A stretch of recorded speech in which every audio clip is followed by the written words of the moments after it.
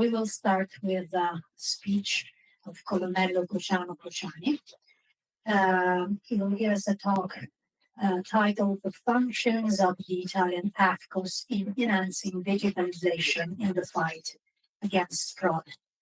Cruciano, the floor is yours. Thanks for the floor. First of all, I would like to say you that I'm really pleased and honored to be here to share this task, this floor with Maria Felice, because we spent a lot of time together working in close synergy during the last 2 years in this FRED2 project. So I beg your pardon for my not perfect English. So I try to, in order to be clear and crystal in my exposition, I try to read you a speech that I realized that and for you. Then in the second part of this afternoon session, I'll offer you a general overview of the Italian Anti-Fraud Coordination Service, of which I'm the chief of the technical secretariat. So good afternoon, everyone. I move quickly to my speech because time is really short. As anticipated by Maria Felice, I'm Colonel Cruciano Cruciani. I'm the chief of the technical secretariat of the Committee for Fighting Fraud Against the EU, and better known with the acronym of COLAF, or Anti-Fraud Coordination Service at national level. This organizational corp is cited at the Presidency of Council of Ministers, which, as General Scripanti has already mentioned this morning, is identified as the Italian Anti-Fraud Coordination Service. First of all, we wish to express our heartfelt thanks to Sapienza University of Rome, in particular to the project coordinators who have been involved in the 2 years project, for having involved us in this partnership, to all of those present, obviously, and in particular to address my personal and courteous greetings and thanks to my colleagues Demosthenis Avarchiotis and Tony Piala, together with our institutional anti-fraud network, AFCOS, from Belgium, Finland, and Greece, who actively collaborated to make this important project a success. The committee I represent recently strengthened in its functions and enlarged in its composition by the decree number 90 of 2nd March 2024, converted into law number 56 of 29 April 2024, concerning further urgent provision for the implementation of the National Recovery and Resilience Plan. Is therefore the government instrument responsible for the preparation and development of national anti-fraud strategies, as anticipated by General Scripanti this morning, and the coordinating body for all national administrations and the competent services of the European Commission carry out activities to prevent and fight fraud, corruption, and other illegal activities detrimental to financial interests of the EU. With particular reference to the subject of my presentation, it's important to emphasize that as a committee, we aim to highlight, among other things, the actions implemented by Italy to give effect to the 3 recommendations made to the member states by the European Commission within the framework of the latest annual PIF, the acronym of protection of the financial interests, the European financial interests, that was published recently last autumn. As I said, this publication is called as PIF report. Particularly on the second recommendation concerning the further enhancement of the digitization of the fight against fraud, the committee has for some time now been active through the development of specific projects aimed primarily at carrying out a preliminary benchmarking of the best national and European databases, administrative and police databases, obviously, used specifically to strengthen the fight against offenses and risk analysis and to improve interoperability between tools. We have therefore placed the utmost importance on benchmarking data, identifying new trends with targeted research on the new technology used in the fight against fraud and improving interoperability between the systems already in use to improve information sharing. The pilot research study, the concrete objective of FRED2 project, which introduces a decision support system, so-called DSS, was designed precisely to help detect fraudulent schemes of behavior through the collection of relevant structured and unstructured data, the use of advanced analytical methods to process this data. It's important to emphasize that, as mentioned by Professoressa Arezzo, the methodology used selects relevant information to create effective fraud risk indicators and to identify specific modi operandi, focusing on anomaly detection algorithms. The decision support system, DSS, could therefore be a decision-making tool in which data, models, and software can be used to generate efficient solutions and thus facilitate decision-making.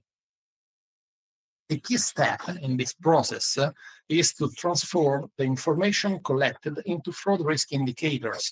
These indicators are usually created by intelligently combining the information collected. Subsequently, the data will be analyzed and information will be extracted to identify the information that could be assessed as being attributable to possible fraudulent activities and therefore worthy of further investigation. That being said, in order to prevent irregularities and fraud and thus to foster more efficient and quality control, it's appropriate, in our view, obviously, to introduce an explicit reference to the use of digital tools and emerging technologies, such as, for instance, machine learning, robotic automation and processes, data mining, and artificial intelligence, whose technology depends on available data. That's the main point. Okay, it's necessary, inter alia, to implement, where possible, certain action and measures aimed at integration of existing information systems and databases at any level, in order to have a single integrated information system that facilitates the automatic exchange of information. What then could be the contribution we could make in the development of FRED2's project and consequently of the European Anti-Fraud Observatory? As a first initiative, the technical secretary of the COLAF, the Italian Anti-Fraud Coordination Service, could promote any measures deemed appropriate to develop jointly with the university and with institutions that are members of the committee that will express their interest in joining the observatory, a preliminary taxonomic and terminological analysis capable of adapting and grouping risk indicators to the needs and specificities of each fund, program, or country of the Union. So a specific study, fund by fund, or a step-by-step in each country.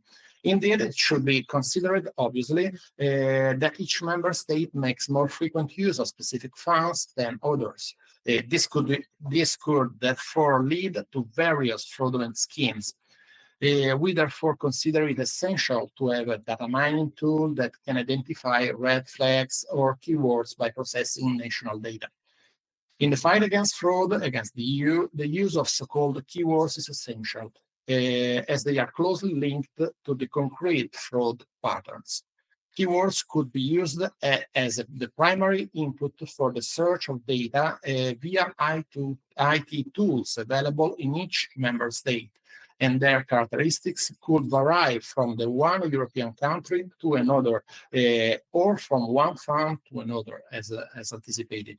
This analysis activity could also achieve broader goals in the fight against fraud against the European budget, especially through the use of constantly fed IT tools and simultaneously processed data in accordance with an increasingly effective cooperation between the anti-fraud services of the member states and the EU institutions.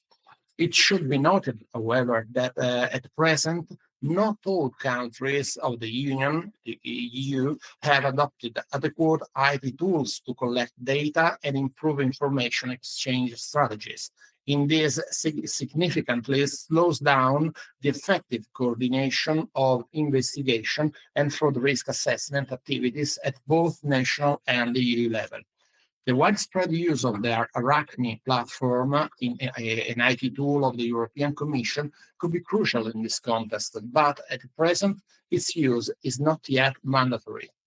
With the new financial regulation number 2509 on the 23rd September 2024, which lays down the rules applicable to general budget of the EU, the European Parliament, the Council, and the Commission committed themselves to examining and rediscussing the compulsory use of a Arachne system during the next multi-annual financial framework 2028-2035.